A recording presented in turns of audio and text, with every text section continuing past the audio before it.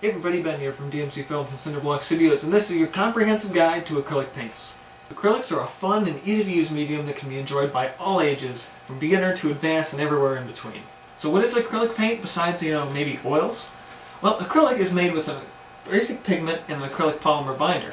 And oils, well, basic pigment, oil binder.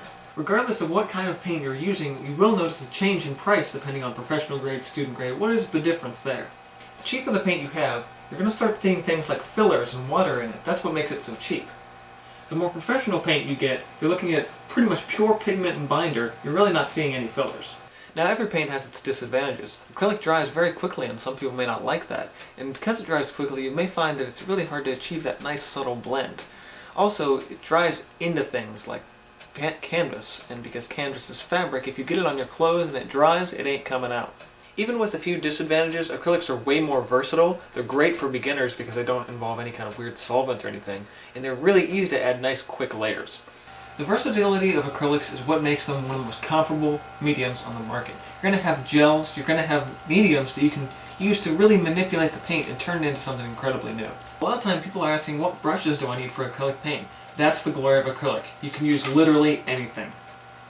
Palettes are another thing acrylics are versatile at. A lot of oil artists will prefer wood, but me? Glass and plastic. Now let's start taking a look a little deeper in. You're going to see different viscosities of paint. Things like inks, liquids, light body, heavy body. What does this all mean? The viscosity of the paint doesn't really have anything to do with water, as so much it has to do with which type of acrylic binder is used. Now inks are pretty much just water.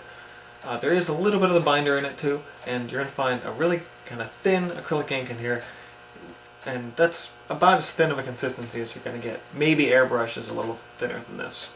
Now artists in professional grade acrylics are almost always going to be heavy body. Personally, I kind of like the tubes, but I'm starting to move into jars a little bit too. A lot of times you're going to see big tubes, little tubes, and pint jars. The advantage to a heavy body paint is that you can always make it thinner. Now a soft body or a liquid you can't really make thicker on its own. You'd have to use a gel or a paste or something like that to make it a little thicker.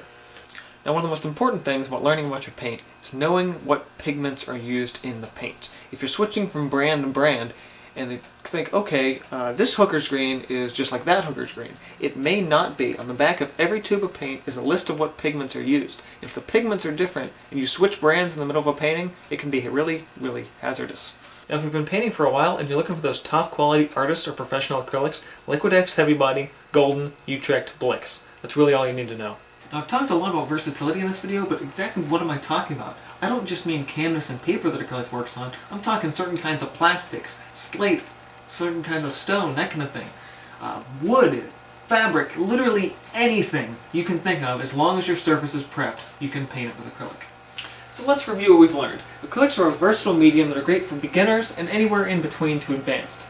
With different gels, pastes, and other mediums, you can achieve just about any desired look. And as always, for more tips, tutorials, and other art videos, subscribe to the channel. This has Ben from DMC Films and Cinderblock Studios. See you guys next time.